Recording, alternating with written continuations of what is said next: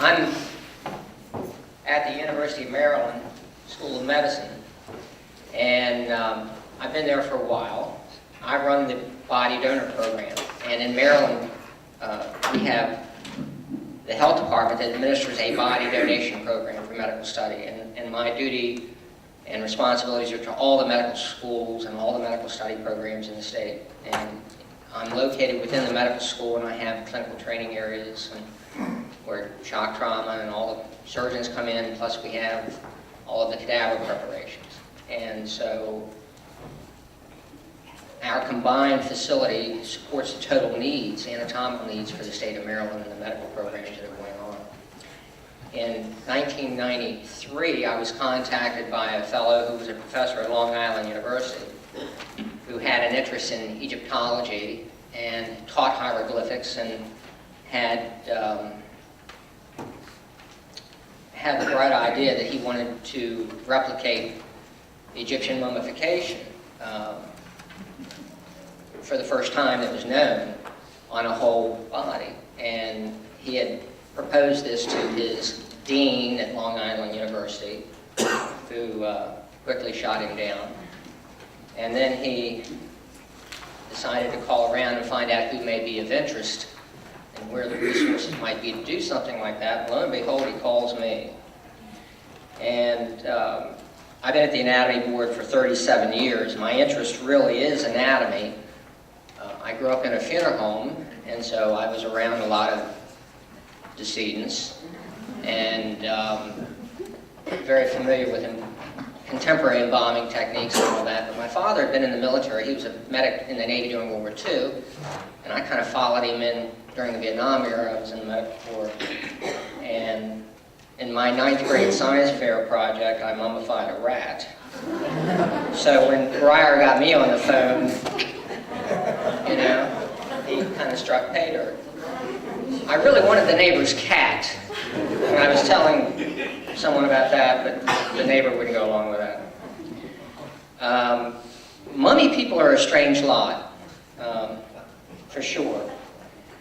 And I drove in from Baltimore, and my license plate says mummies.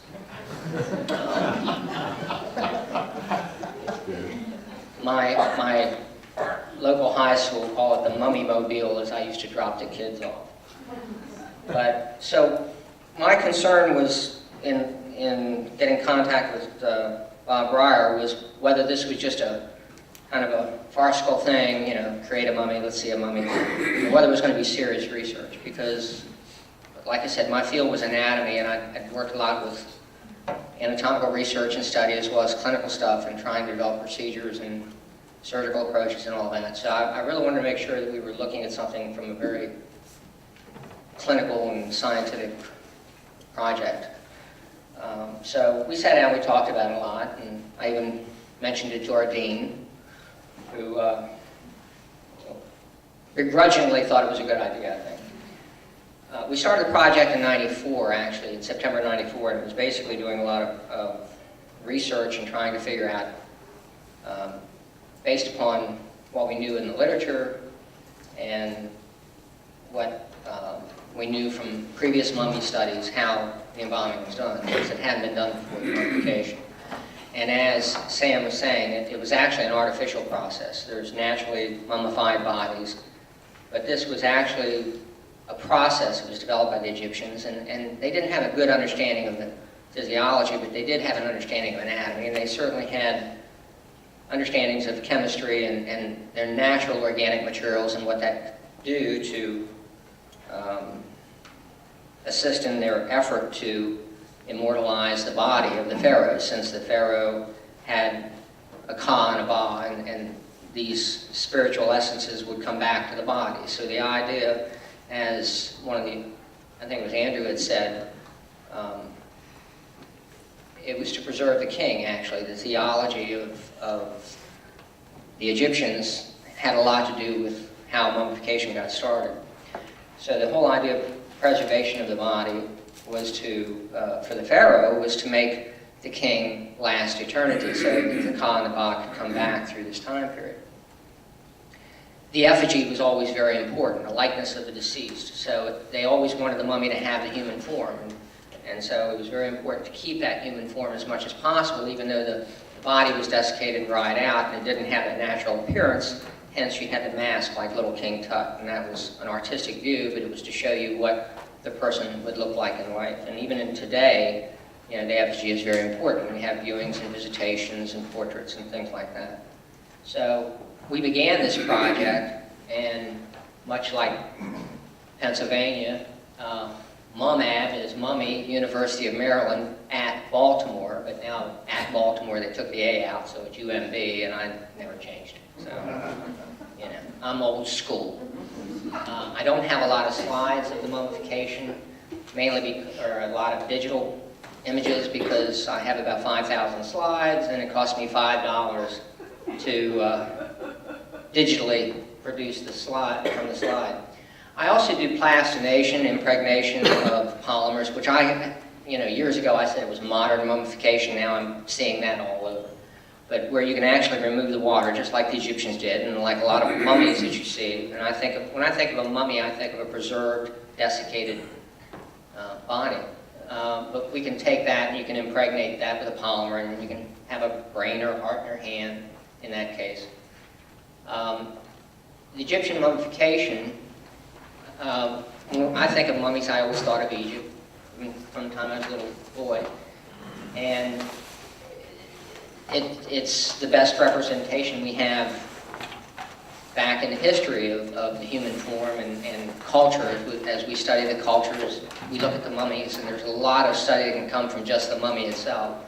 How they were not just prepared, but what was with them, and the artifacts and the tomb. And the interesting thing is, because I deal a lot with mortuary science and other places, is that any culture, any society always had some sort of ceremony, some recognition, some memorialization, if you will, of when a deceased died. And so the Egyptians really took that to a whole new level. And of course, if you think of it today, our death system isn't all that much different than it was back in the times of Egyptian times, when you had all of the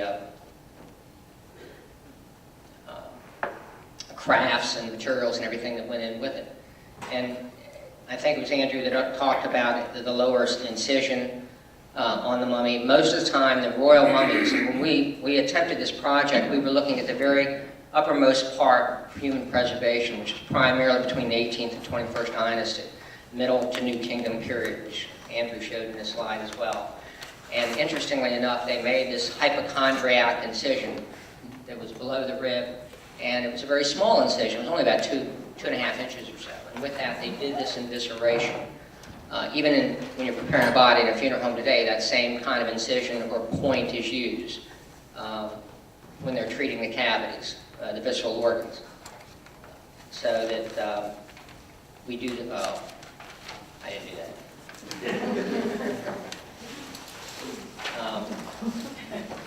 The body was the home for the afterlife, so it was very important for the spirit to be able to return, but it was a preservation by dehydration. They used natron, they used natural substance, a natural salt, and there's an area called Wadi Natrum between Cairo and Alexandria, and you find a lot of the Greek Orthodox monasteries there now, but this is where they've got what they used to desiccate, get the water out, and it was osmotically out. They used spices, resins, frankincense, myrrh, cedar, cinnamon, palm wine. And if you go to Egypt today, it's an Arabic, Muslim country. They don't really have wine. We got our palm wine from Nigeria. They talk in the Book of the Dead. They talk about the 7 sacred oils. We know what 5 of them are. 2 we couldn't translate. They could be very common. Probably are very common oil of something. Could be olive oil, but we didn't know what those 2 were. What we try to do is to gather all the materials. We had this information to be done through our literary search and searching out what we knew from examining other mummies and the materials that were found in embalmers' caches. And what we tried to do is replicate those materials. We had flax, muslin cloth that was made from flax plants. That came from Ireland. We replicated the instruments that were also used for the embalming. So we gathered all of these materials together, and then the next thing was to find a candidate. We had an interesting event happen in Maryland at about the same time. We had a gentleman who had been sitting on death row who decided he didn't want to do any more appeals, and he was willing to let them go ahead and do an execution. And so when we did our project, the timing was not good. It was at the same time they were going through that whole process. And he was also a donor to the Anatomy Board. He had donated his body for medical study. Interestingly enough, this gentleman's last name was Thanatos, which is the Greek god of death. Maryland had the gas chamber, okay, at that time. So, and we hadn't had an execution since 1963. So I had received this note from Mr. Thanatos, and it was a very sensitive note saying his concern about when he was executed, if he had this gas trapped in his tissue, that it might be toxic for the other students. So that was a big concern for Mr. Thanatos, who had killed 3 people and was sitting on death row. And he was worried about cyanide poisoning, toxic. Anyway, so they basically euthanized him. They didn't use the gas chamber.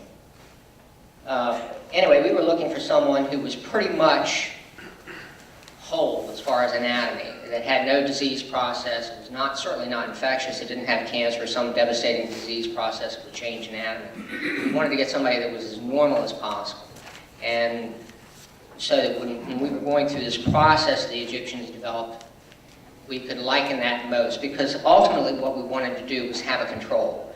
We wanted to be able to have something that we could have tissue samples taken from that and compare that to actual mummies. Not just Egyptian mummies, but even naturally mummified bodies. We had gotten instruments made. We had a jeweler and a metallurgist make instruments for us that would match the embalming instruments used that were found in this embalmer's cache. Whenever they prepared a mummy, any of the materials or excess was always buried outside of the tomb. So, for example, Carter, when he had been there on the West Bank for years before, in the early 1900s, he had actually found Little King Tut's embalmer's cache long before he actually went looking for the tomb. So that was one way that we know a lot about the materials that were used at the time. They actually had a surgical method. They did surgery. They removed organs and tissues. The Herodotus talked about how they removed the brain through the nose, and kind of alluding to the fact that the brain just kind of came out. And of course, it doesn't quite work that way. But so we started this process of trying to learn how they would have done it. The Book of the Dead doesn't speak about procedures. It talks about the theology and the opening of the mouth and various incantations and ceremonies involved with preparation of mummy, but not actual embalming itself. So we were looking at the surgical method of how this was done. And the very first thing was the removal of the brain. The brain is a very delicate organ. It's mainly fat and water. And the membranes are very delicate. If you're going to study, say, a neurological disease, Alzheimer's or Parkinson's or something like that, you want to look at the neurochemistry. There may be some artifacts, maybe some plaque formations, or in the case of Alzheimer's, you can run into arteriosclerosis and find artifacts and physiological anomalies that come about from the disease process. But actually, to learn about the disease, you need to look at the neurochemistry. So the brain has to come out very quickly because it breaks down very quickly. Autolytically, even if there's no bacteria or anything like that, there's just the chemical breakdown of it. So usually you try to get that out within 6 hours. And for the Egyptians, leaving the brain in basically was not a good thing. It would create a malodor for one thing, but not only that, but as it would break down chemically, it would progress on into the facial tissues and things like that, and further on down. So one of the very first concerns was removing the brain. And there's a lot of mummies that you can find, and I think in the Pen mummy that Sam showed, it showed how they went up through the cribiform plate, up through the skull base, and made the opening to remove the brain, eviscerate the brain out. but there's actual mummies where they took out a lot of the occipital, the back of the head, to get to the brain. During the late Middle Kingdom and the New Kingdom is when it was at its highest. After that, the knowledge of the priests and the mummification kind of went down, and of course prior to that it was developing this process. So what they did is to remove the brain, say for even Ramesses, little King Tut, what they did is they took an instrument and they went up through the nasal cavity, up to the very thin part of the skull base. And there's a septum and an olfactory tract there, a very thin, porous area of the brain. And with that instrument, and I think I have a slide of it, they made this opening. And as they went up both sides, they would actually create an opening on both sides and break out this little bony septum in the middle, and you'd have an opening, maybe about the size of a quarter. And with that, they can enter the skull base and they could macerate, actually destroy out the brain. They used palm wine to create a disinfectant, if you will, with the wine.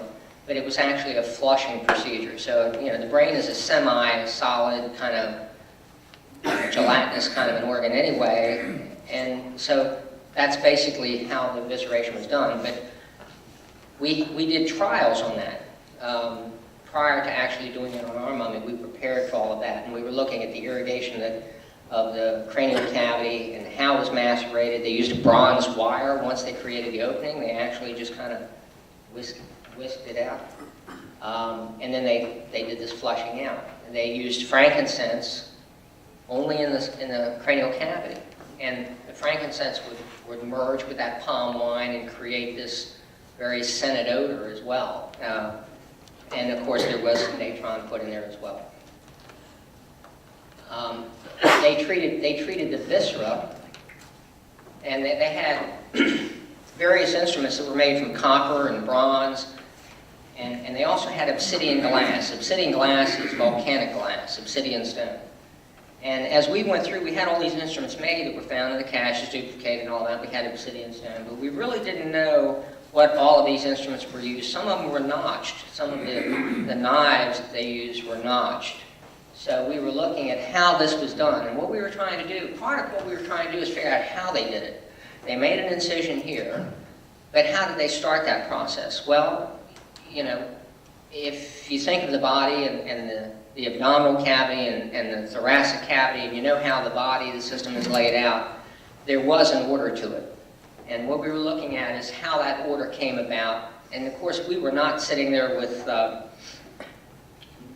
when they talk about the embalmer, the Anubis bomber, they refer to them as he who is in his tent, or he who is on his hill. And of course, they're not in surgical gear, you know. We were all gown, mask, glove, hair cover, shoe covers, and all that. We had plenty of suture and all this. What we were trying to do was minimize any exposure to anything that could have been possible, contingent pathogen. So we began this as a very surgical procedure. Once we tried to make this first incision, we noticed that the copper didn't work, the bronze didn't work, but the flake of obsidian stone is as sharp as a scalpel. It's glass, you flake it off, and you cut through not only the skin, but the abdominal wall. None of the other knives would do that. So we got through there, and then it was a matter of determining the first organ in the process and the organs going out. Of course, as we were taking them out, we were also tying off, so that we were minimizing any drainage and that kind of thing. So we had to isolate it, but there again, it was a very small incision. Now, we made a 2-inch incision and pretty much did the entire evisceration until we got to the liver. The liver is a fundus. It's a round organ at the top on the right-hand side. It's the largest organ in the body, and it's got a round top to it. And we had to increase that incision a little bit to get that fundus out. It was kind of like a delivery, you know, bringing the data. So, and then they also, not only, they used natron to desiccate the body inside. We had flax packets of natron, salt, natural salt, that were replacing the organs in the body. So the desiccation was occurring on the outside. Once that evisceration was done, the organs were taken out, put on platters. They were also rinsed in palm wine. They were covered in natron. And we also had about 600 pounds of natron, natural salt from white natron, that covered the body. the body was placed into a room that was about 112 degrees, maybe, and about 23 to 27% humidity, and it was left in there for 35 days. If you go through the Book of the Dead, it talks about the embalming occurring for 35 days, but the actual funeral process was a 70-day process. The actual embalming was for 35 days. So we had the body prepared, the packets of natron in, the body was covered, the organs were put on platters and put out in the room, and then the room was sealed for 35 days. We also had National Geographic, which Bob had contacted too. All of this was filmed by National Geographic Explorer, this whole process. So the room that we used was actually my old office, which was in the basement of one of the buildings that the university had from about 1912. And that was the preparation area, the old anatomical area. Archaically and historically, when you prepare cadavers, the thing you worried about was desiccating, having them dry out. So in that lab, I had wetting tanks that were about 12 feet deep and about 10 feet long and about 10 feet wide. I had 6 tanks like that, and when you prepare cadavers, they were stored in fluid. And I had a little office in that area. So I had long since moved out of that area, and needless to say, no one else had gone back into it. So I felt, it was accommodating. My only problem was I had medical statisticians on the first floor above me. So when we decided that we would go ahead with this and we would use that room, we naturally had to seal it up. And of course, every 4 or 5 days, I'd run over there to the statistician's area and kind of, see if there was any problem. Because in my own mind, having grown up in a funeral home, I knew that when someone dies and that body is, lying there, I don't care whether it was under salt or whatever for, 4 days, 10 days, 30 days, things were going to happen. Interestingly enough, nothing really happened. There were no complaints, no malodors or anything coming out. So at the end of the 35 days, we all regrouped and came back down to the room. And we decided to remove the body from there and inspect it and see the condition of the body. Now, it was kind of interesting because it was a very solemn moment, because it was the first time in about 2,800 years that anybody was about to see what we were seeing. Last ones to see it that we knew of were the embalmers, the Anubis embalming priests in Egypt. So, of course, National Geographic was there, too. And it was very interesting because what we found was that the salt, the natron, which was powdered and crystalled, I had some pulverized, had all kind of congealed, and it was lumpy and hard, and it had drawn the water out in that hot, warm, dry room. That water had drawn out. The body was lying on a wooden embalming board table, the same as one that was found in Egypt. There were no nails or anything in it. And we had one built like that. So it was laying on this, and it was kind of laying on slats, kind of up in the air a little bit. And we put natron. The Book of the Dead speaks of the body lying on a bed of natron. So this is the way we did it. So we had this mound of hard, crusted, congealed natron that had kind of regrouped together from the moisture and all of that. But underneath it was still powder, and you could take and with your hands scoop some up and squeeze it, and the water would come out. And the water, of course, came from the body. The gentleman that we had was a fellow who was of advanced age. He had 3 heart attacks, and he died and succumbed to another heart attack. He was about 172 pounds when we started the preparation work. And of course, we had the organs removed and all that, so the body was much lighter at that point. But we had weighed the body after the evisceration, and it was about 148 pounds, something like that, of body weight minus the viscera. As we took the body out and off the board and we weighed him, he had lost more than 65 pounds of water through that 35-day process with a natron, which was kind of amazing. More amazing was that there wasn't any malodor when we opened the room. It had kind of a spicy, fishy, kind of a cinnamony smell to it. There were 2 different kinds of natron from one in each room, but you didn't have that malodor that I thought certainly you would have with putrefaction. Normally, the putrefaction process, when someone dies, the body is just a little bit alkaline, normally, like 7.4. And when you think of rigor mortis setting in and the stiffening of the body, that's a chemical change. The body turns acid. So upon death, for 6 or 8 hours, the rigor mortis is coming in, and as it's coming in, there's a buildup of sarcolactic acid. And as that body starts to break down autolytically, chemically, then the body starts turning alkaline again, and it starts developing ammonia compounds and nitrogen gas and things like that, and that's putrefaction. That's tissue gas. So, and we didn't have that.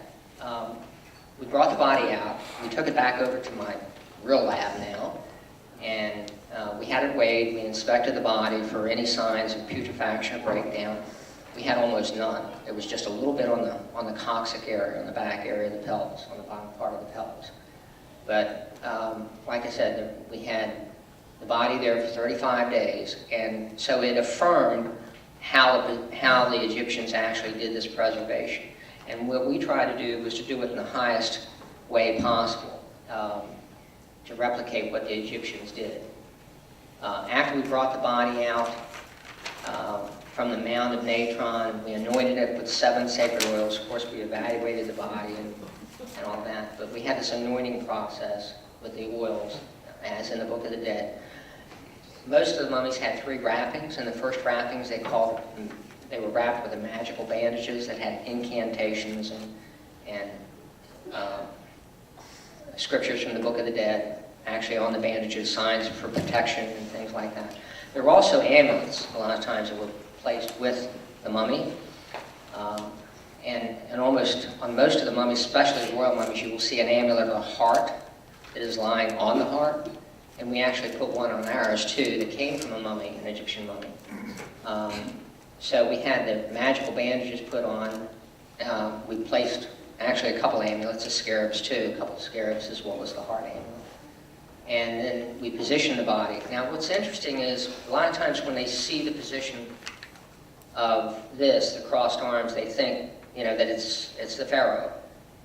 And the crossing of the arms, carrying the crook and the flail. And what we found, we didn't position the body like that when we put the body in natron. And after the body came out of natron, we found out we couldn't do that because of the desiccation and the shortening and the shrinkage and the loss of water. In order to do that, we would have had to dislocate and tear ligaments and tendons and things like that, and tear muscles. So the body was pre-positioned. One thing we did learn is the body was pre-positioned. The pharaoh was like that before he was actually, the embalming process was started with natron. We had 2 additional wrappings that followed that, and our outer wrapping of our mummy is the same as you'd see in the Middle Kingdom era. And that's normally what would happen. You'd have a likeness put on, and of course placement in the mummy case and in the sarcophagus. This gives you an example of the mummy case and the wrapping there. This is one that's in the Greco-Roman Museum in Alexandria. That's more of a late kingdom wrapping.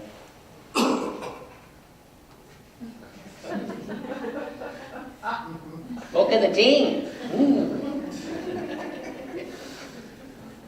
I didn't do that.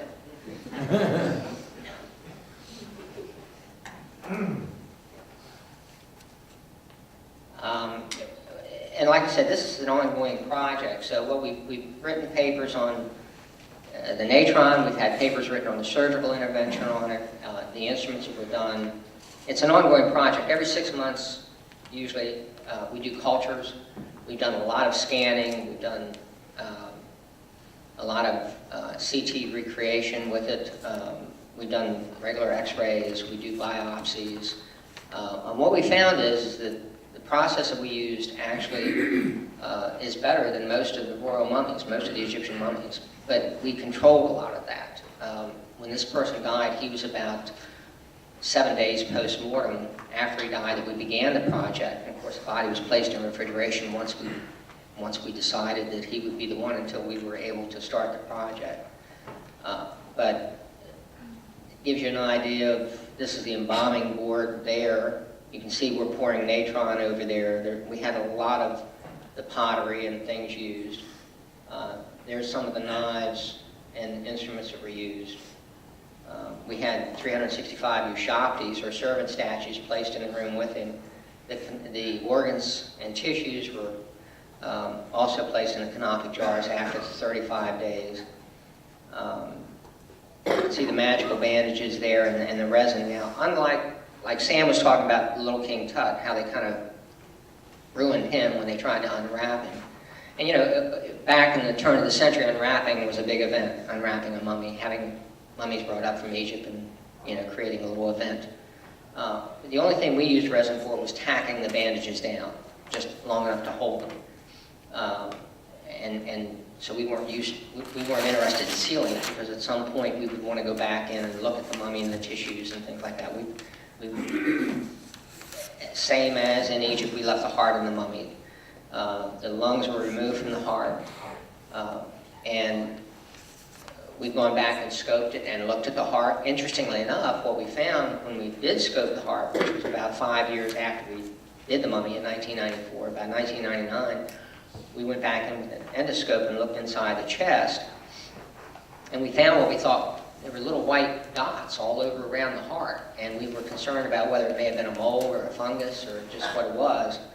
And so we went in to take a biopsy out of it, and as soon as we hit it with a biopsy punch kind of needle, it obliterated.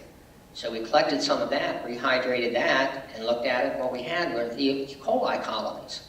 So this fellow had an endocarditis and a E. coli infection of the pericardium. And we had, in fact, the mummification mummified those little colonies of E. coli. So that was kind of interesting, because our concern was whether or not the mummification was holding out. So far, we have had no issues with it. The mummy has been out twice for exhibit. Otherwise, he's at the University of Maryland in my area. Right now, he's at San Diego, at the Museum of Man in San Diego, and Ron Beckett was just there recently, and they've done some more scanning on the mummy, and they're going to do some more recreations of the CAT scans. But, there's no doubt that our preservation method was a success, and I have no plans, actually, to do any disposition of the mummy at this time. From the family's point of view, I think it's relevant to note that with our donor program, when someone donates their body, if the family wants to have the ashes returned following the medical use and the cremation, we do that. I also have jurisdiction over any unclaimed decedent body in the state of Maryland, and for any number of reasons, people die and no one may claim the body, and the state of Maryland has a duty and responsibility to provide for that disposition, and we also have the right to use the body for study purposes, advance the public health interest prior to that disposition. I also work very closely with the veterans to make sure they get a veteran's burial if they're entitled. But in the case of, say, this particular gentleman, the family was well aware that the body was going to be used for an ongoing project. They were not requesting that the ashes be returned. He had 2 daughters that were nurses, and their interest really was to see that some medical study some study would come from the donation that was made, some good would come from that, and we certainly feel that way. I get asked a lot, do they know that Daddy is a mummy? Well, no. Now, if they asked, if people donate their bodies for medical study, and it's easy for me because I've been around it all my life, and of course people like Ron and mummy people, it's kind of easy to detach a little bit. But when you're dealing with the families and this is somebody's mother, brother, sister, cousin, father, the body is donated for medical study, if they have an interest in knowing, and they want to be assured that that's what's going to happen, and I can assure them of that, because we do everything possible to use the body to the greatest we can to advance study prior to the disposition. If they really want to know, if they ask, then certainly we'll provide them some information about how the medical study use was done. But we don't normally make that a part of a routine. Like I said, we're a state agency, so every medical school, for example, in other states runs their donor programs, and they do it based on their needs, whereas in Maryland we have a very broad set of needs. So anyway, so that's how he looks now, and he's in his kind of old kingdom wrapping, and he's got appropriately the Ankh, which is the sign for life eternal, on there. And there was actually, that's a wooden Ankh, and they were, according to the Book of the Dead, that Ankh was on all four corners of his embalming bed during the preparation. I think it was Andrew mentioned when they first open the body, okay, when they first start the embalming process, the fellow that makes that first incision is called a slitter. And ceremonially, I would hope, whoever got charged to make that first incision got stoned.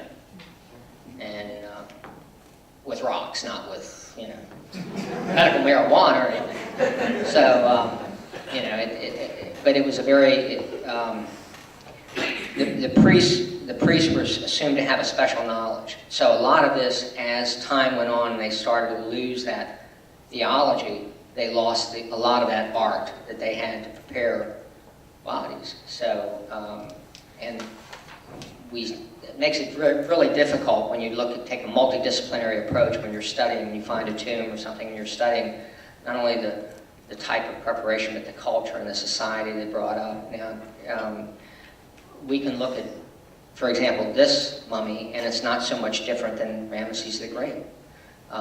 He actually had osteoarthritis. He had very bad dentition as a result of years and years of wear. We can see the same things that we see, say, with Ramesses the Great, who was the longest and oldest living pharaoh, about 90 years old.